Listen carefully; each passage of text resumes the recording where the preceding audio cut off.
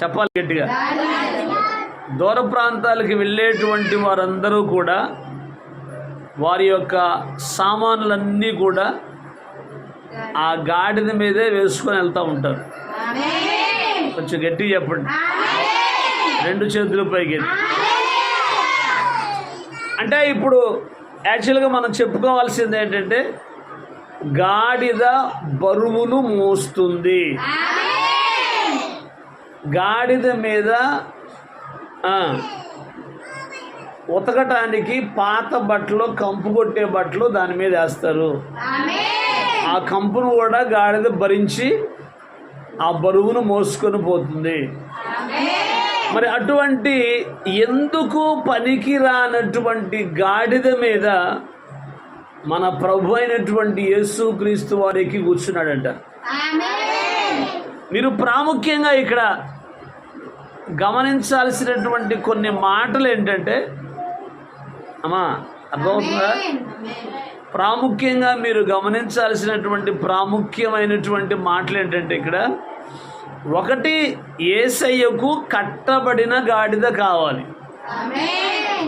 అంటున్నారా? ఎందుకు యేసు ప్రభుకి కట్టబడిన గాడిద అంటే ఆ గాడిద మీద ఆయన కూర్చోవాలి. Praise the lord. ఇప్పుడు ఈ గాడిద ఎవరు వింటున్నారా? ఒకప్పుడు విగ్రహారాధన అనే కట్లు, పాపం అనే కట్లు, వ్యభిచారం అనే కట్లు, దొంగతనం అనే కట్లు, సీరియల్ కట్లు, సినిమా కట్లు, లోక సంబంధమైనటువంటి కట్లన్నిటి చేత మనం ఏమై ఉన్నాం? కట్టబడి ఉన్నాం.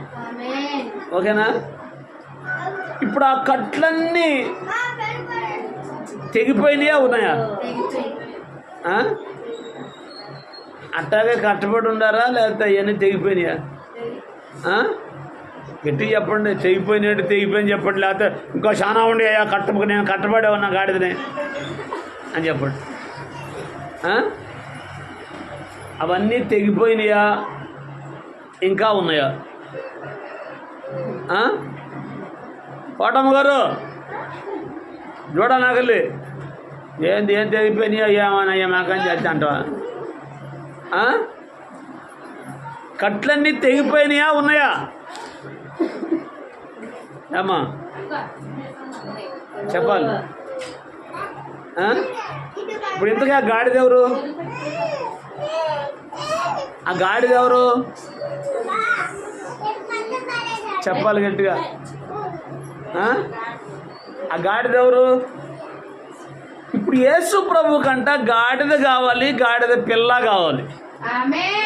ఆమె గాడిదలన్నీ వచ్చినాయి, పిల్లయి గాడిదలన్నీ వచ్చినాయి, పిల్లలే.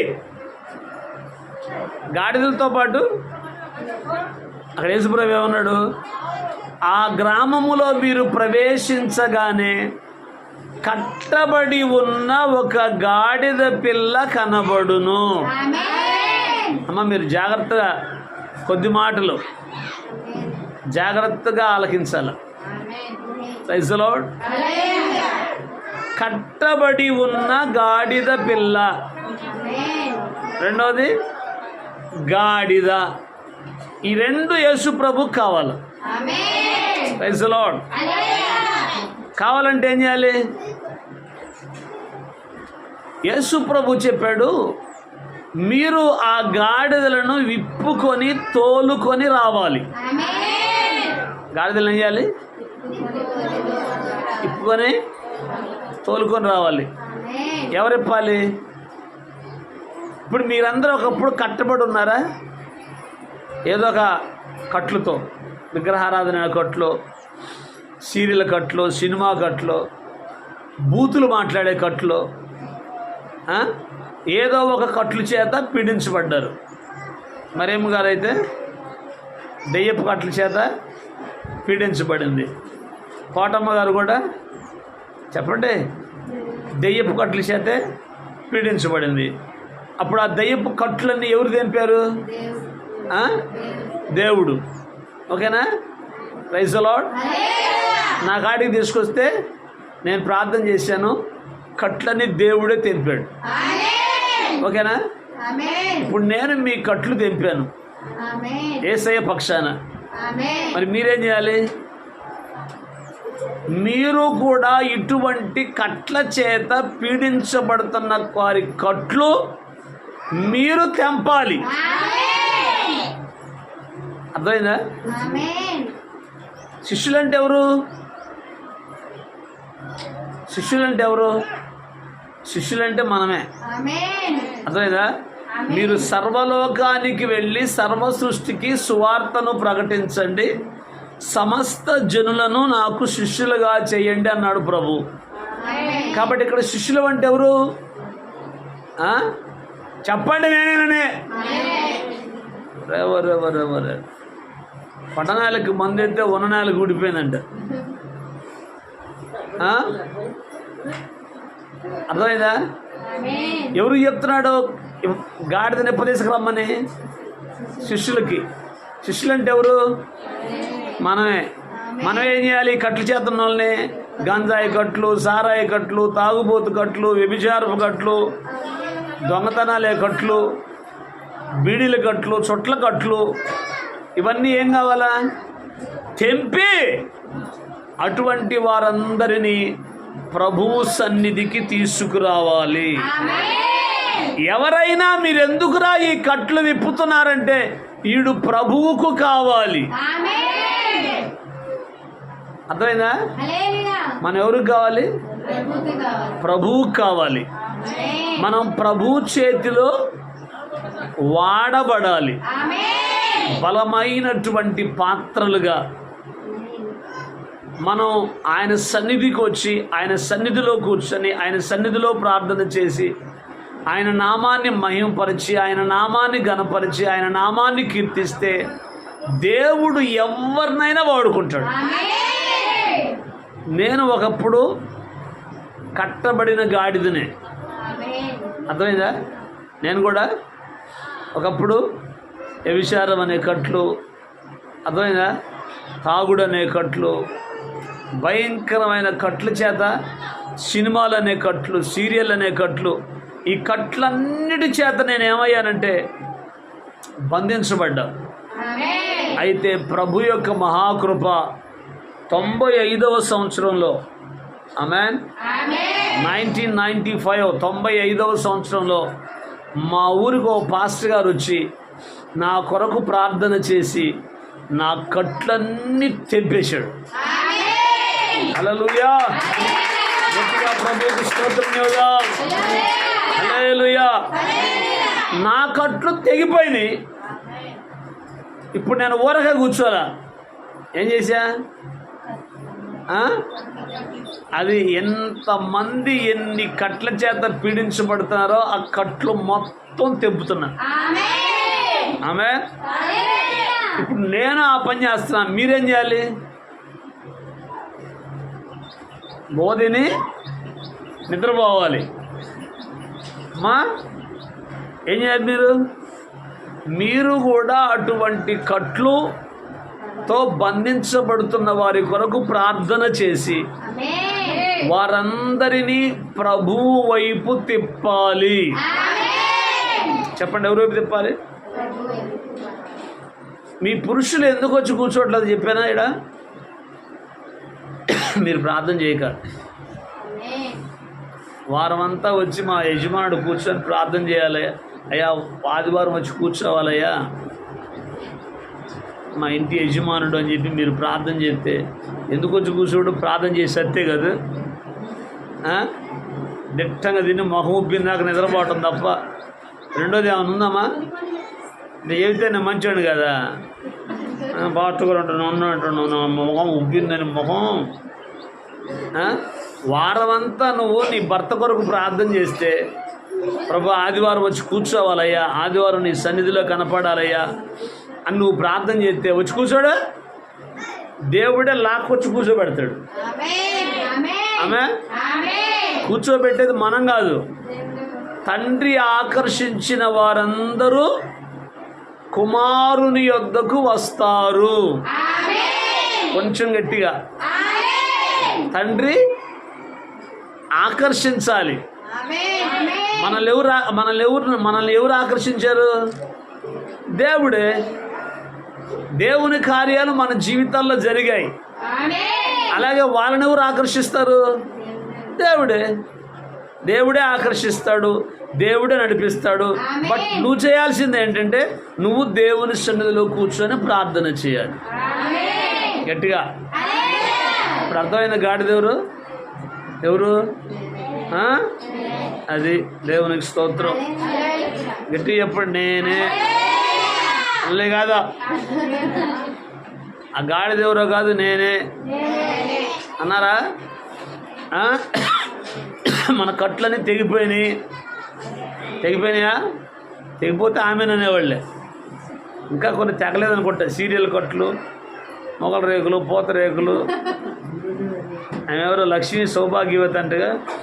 ఎవరామా? ఎవరమ్మా? కట్లన్నీ ఏం కావాలా? గంజాయి కట్లు, చుట్ల కట్లు, పొగాకు కట్లు, సీరియల్ కట్లు, సినిమా కట్లు, బూతులు మాట్లాడే కట్లు. ఈ కట్లన్నీ తెగిపోవాలి.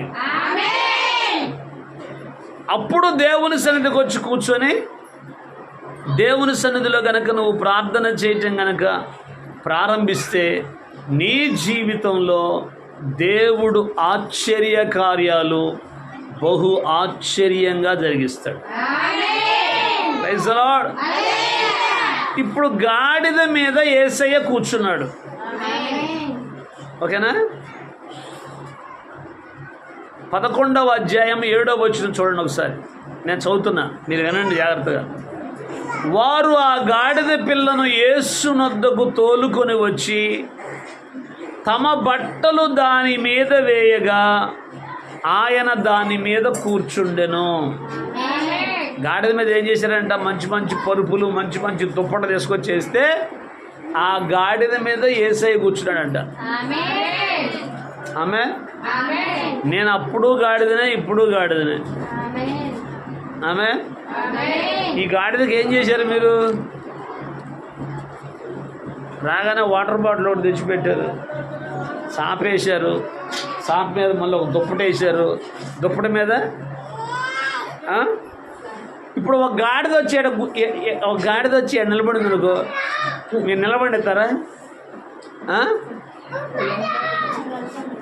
ఇప్పుడు నేను రాకముందు ఒక గాడిద వచ్చింది, వచ్చి నిలబడి అంటుంది. మీరు ఆ గాడిదను వండిస్తారా? చెప్పరేమండి? ఎందుకు ఉన్నారు? గాడిద కాబట్టి. మరి ఈ గాడిదకు మరి కుర్చీ వేశారు, టేబుల్ వేశారు, మరి చాప వేశారు, చాప మీద దుప్పటి వేశారు, దుప్పటి మీద వాళ్ళు ఇంకో దుప్పటి వేశారు. ఎందుకని?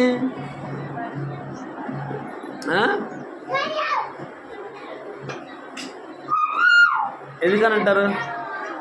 ఏమ్మా మరి అమ్మగారు ఎందుకని అంటారు?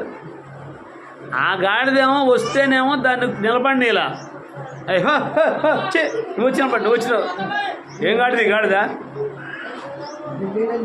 అని దాన్ని తోలారు. మరి ఈ గాడిద వస్తే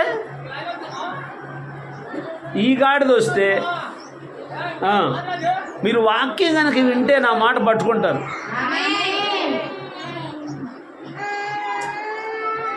ఎందుకని ఈ గాడిదను కుర్చీ వేసి కూర్చోబెట్టారు? మీ కొంచెమైనా దైవ జ్ఞానం ఉంటే మీరు ఎక్కడే ఉంటే ఎటు పోకుండా ఆలోచించకుండా మీకు ఆన్సర్ వస్తుంది. ఎందుకని అంటారు? పాస్టర్ గారని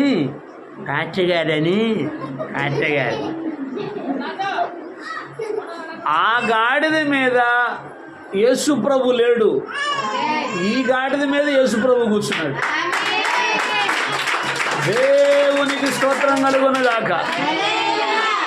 ఈ గాడిద మీద యేసు ప్రభు కూర్చున్నాడు కాబట్టి ఇవన్నీ వేశారు. అసలు ఈ గాడిద మీద యేసు ప్రభు లేడనుకో, ఎయిరేమి అయ్యో చూశారులే పో అంటారు. దేవునికి స్తోత్రం. ఈ గాడిదలో ప్రభు ఉన్నాడు. ఈ గాడిద ప్రార్థన చేస్తే దయ్యాలు పోతాయి, ఈ గాడిద ప్రార్థన చేస్తే రోగాలు పోతాయి, ఈ గాడిద ప్రార్థన చేస్తే అద్భుతాలు జరుగుతాయి అని చెప్పి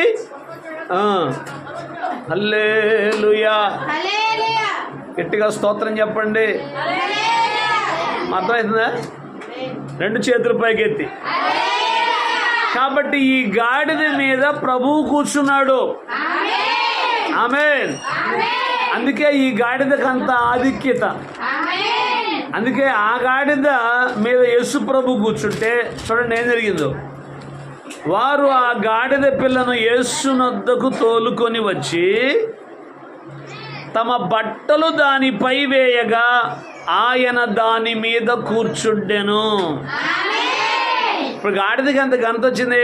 గాడిద అనుకుంటుంది చూసారా, మన మీద ఇంతకుముందు అన్ని ఉతకాల్సిన కంపు కొట్టే గొడ్లన్నీ వేసేవాళ్ళు, ఇలా మంచి గొడ్లు వేసారు. ఈరోజు నా మీద ఆయన కూర్చున్నాడు. ఇక చూడు అసలు మనం జనమంతా హోసన్న జయం అంటే గాడిద అనుకుంటుంది, మనకే అనుకుంటుంది, కానీ గాడిదకి కాదు అది. అర్థమైందా? ఇప్పుడు నేనేమనుకోవాలి, రాగానే చూసారా మనకి కుర్చీ వేశారు, మనకు టేబుల్ వేశారు, కింద సాప్ వేశారు, సాప్ మీద మళ్ళా 2 దుప్పట్లు పరిచారు. అసలు ఏమనుకుంటున్నాం మనం అంటే మన రేంజ్ ఏంటి అనుకుంటే దేవుడు అంటాడు, ఒరేయ్ నీ రేంజ్ బట్టి కాదు అక్కడ నీ రేంజ్ కాదు, అక్కడ ఎవరు నీ మీద నేను కూర్చొని ఉన్నాను. నన్ను చూసేశారు. కానీ ఇప్పుడు యేసు ప్రభువుని బట్టే ఈ ఘనత. యేసు ప్రభు లేకపోతే ఘనత ప్రభువుని బట్టే కదా. పాస్టర్ గారిని గౌరవిస్తారంటే ఊరికి గౌరవిస్తారా? దయ్యం పోవట్లేదు పాస్టర్ గారికి, రోగం పోవట్లేదు పాస్టర్ గారికి, ఆ పాస్టర్ గారిని గౌరవిస్తారా? గౌరవించరు. ఎందుకని? బో పాస్టర్లే, డబ్బులు పాస్టర్లే, ఆయన కాడ ఏం జరగవులే, అద్భుతాలు జరగవు, స్వస్థతలు జరగవు, ఎందుకు అట్టంటోడి కాడికి పోయి అంత పోవటం ద్వారా మనకి ఏంది, అసలు ఎందుకు లేనిపోయింది, షాకిరి తప్పితే అని చెప్పి వదిలేస్తారు. ఆమె చెబుతారా? 2 చేతులు పైకి. కానీ ఈ గాడిద మీద ఎవరున్నారు? చెప్పాలి గట్టిగా. అది యేసయ్యను గురించి అనేక మందికి తెలియజేస్తూ, యేసయ్య చేసిన అద్భుతాలు, యేసయ్య చేసిన ఆశ్చర్య కార్యాలు, యేసయ్య చేసిన మహత్కార్యాలు. ఇప్పుడు మన దగ్గర చచ్చిపోబోయే వాళ్ళు బతికారు, గుడ్డోళ్ళు చూశారు, కుంటోళ్ళు నడిచారు, చెవిటి వాళ్ళు విన్నారు, మోగోళ్ళు మాట్లాడుతున్నారు. ఆమేన్. ఇన్ని అద్భుత క్రియలు ఎలా జరుగుతున్నాయి అంటే కేవలము దేవుడు మనతో ఉండటాన్ని బట్టి. గాడిదకి ఎంత ఘనత ఏంది, ఆడిగిపోయినా ఎందుకు గౌరవిస్తున్నారు ఈ గాడిదనే? గాడిద మీద దేవుడు ఉన్నాడు. ఇప్పుడు చూడండి, అనేకులు తమ బట్టలను దారి పొడుగునా పరచిరి. గాడిద వస్తారంటే అందరూ రెడ్ కార్పెట్లు, గ్రీన్ కార్పెట్లు అన్నీ వరుసగా రోడ్డు మీద పరిచారంట. ఎందుకు పరిచారు? గాడిద మీద యేసయ్య ఉన్నాడు, అందుకు గాడిదకు ఘనత. కొందరు తాము పొలములో నరికిన కొమ్మలను పరచిరి, మరియు ముందు వెళుచున్నవారు వెనక వచ్చున్నవారు జయము ప్రభు పేరట వచ్చువాడు స్తుతింపబడునుగాక, వచ్చుచున్న మన తండ్రి అయిన దావీదు రాజ్యము స్తుతింపబడునుగాక, సర్వోన్నతమైన స్థలములలో జయము జయమని కేకలు వేయుచుండిరి. ఆమేన్. ఇప్పుడు చివరిగా నేను ఒక మాట చెప్పి ముగిస్తాను. ఈ గాడిద అనండి. ఏ గాడిద? నేననే గాడిద అనండి. గాడిదలా గుర్రాలా? ఏ గాడిద? ఇప్పుడు నేను ఒక మాట్లాడుతాను. ఎల్లమ్మిడి తిరిగే గాడిదవా, కొట్లమ్మిడి తిరిగే గాడిదవా? కొన్ని గాడిదలు చర్చీలమ్మిడి తిరుగుతుంటాయి, తెలుసా మీకు? కొన్ని గాడిదలు చర్చీలమ్మిటి. ఇవాళ ఈ చర్చి, రేపు వారం ఇంకో చర్చి, ఆ వారం ఇంకొక చర్చి, ఆ వారం ఇంకో చర్చి. ఏ చర్చిలకు పడితే ఆ చర్చిలకు మనం పోకూడదు. మన వర్తమానంలాగా అన్ని వర్తమానాలు ఉండవు. మనం కేవలం సత్యం చెబుతాం. ఉన్నది ఉన్నట్లుగా మనుషులు మెప్పించే బోధలు మనం చెయ్యం. నా 24 సంవత్సరాల పరిచర్యలో ఏ రోజు కూడా మనుషులకు తగ్గట్టుగా నేను బోధ చేయలేదు. లోక సంబంధమైనటువంటి పనులు మేము చెయ్యం. 1 ప్రార్థన చేస్తాం, 2 వాక్యం చెబుతాం. వాక్యం వింటే అద్భుతం జరుగుతుంది, ప్రార్థన చేస్తే ఆశ్చర్య కార్యాలు జరుగుతాయి. కాబట్టి మనమే ఆ గాడిదలం. మన మీద యేసయ్య గనక కూర్చుంటే, ఆమేన్ చెప్పండి, మన మీద గనక యేసయ్య కూర్చుంటే, ప్రైజ్ ది లార్డ్, మన జీవితాల్లో దేవుడు అద్భుతమైన కార్యాలు చేస్తాడు. అందుకని మనమేం చేయాలి? మీకు కనబడుతున్న గ్రామానికి వెళ్ళమని చెప్పాడా? ఆమేన్. మీ కనపడుతున్నటువంటి ప్రజల దగ్గరికి వెళ్ళి ఈ యేసయ్యను గూర్చినటువంటి వార్త అనేకులకు తెలియచెప్పి వారిని ప్రభు వైపు తిప్పాలి. నీకు అర్థమైందా? నేను అనేక మంది కట్లు ఇప్పానా, పిడుగురాళ్ళు ఇప్పానా, చాగంటూరుపల్లి ఇప్పానా, నెవులిపూర్లో ఇప్పానా, దాచిపల్లి ఇప్పానా, కొప్పరంలో ఇప్పానా, మేదరమెట్లో ఇప్పానా? మరి మీరేం చేయాలి? మీరు కనీసం మీ ప్రాంతంలోనైనా కట్ల చేత పీడించబడుతున్న సైతాను కట్లు, చేతబడి కట్లు, కుదరని రోగాలు. నిన్న శుక్రవారం నాకు ఒకళ్ళు ఫోన్ చేశారు. వాళ్ళు ఎందుకు ఫోన్ చేశారంటే, వాళ్ళ చిన్న పిల్ల 6 నెలల పిల్లగాడు రాత్రుల పూట విపరీతంగా ఏడుస్తున్నాడంట.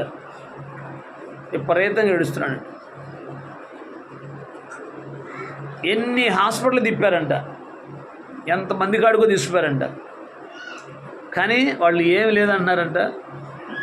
మరి ఎందుకు ఏడుస్తున్నాడో అర్థం కాల. వాళ్ళు కారంపూడి దగ్గర రెడ్డిపాలెం, మా సొంత ఊరు అది, అక్కడి నుంచి ఫోన్ చేశారు. వాళ్ళు ఎట్ట ఫోన్ చేశారయ్యా? ఇప్పుడు ఏ పాస్టర్కి పెడితే ఆ పాస్టర్లకు ఫోన్లు చేస్తారా? చేయరు కదా. ఈ పాస్టర్ గారి దగ్గర శక్తి ఉంటేనే కదా చేసేది.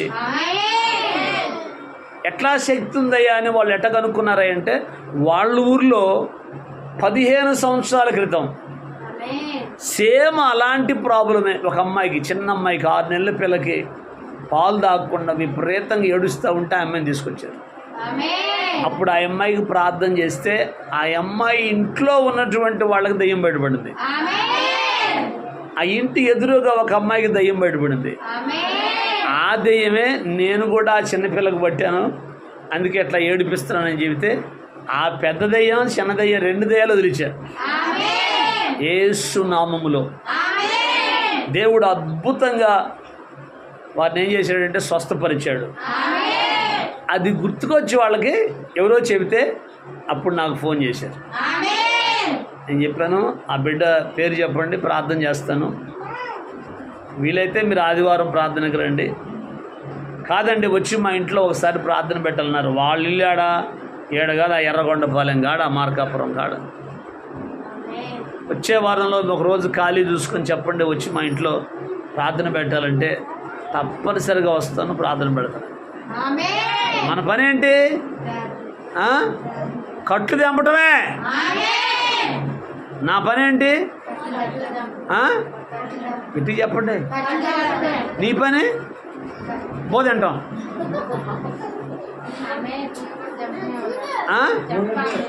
అదే నీ పని ఏంటి? మీ పని కూడా చెప్పడేమరా? మీ పని ఏంటి? మీరు కూడా కట్లు తెంపటమే. దెయ్యాల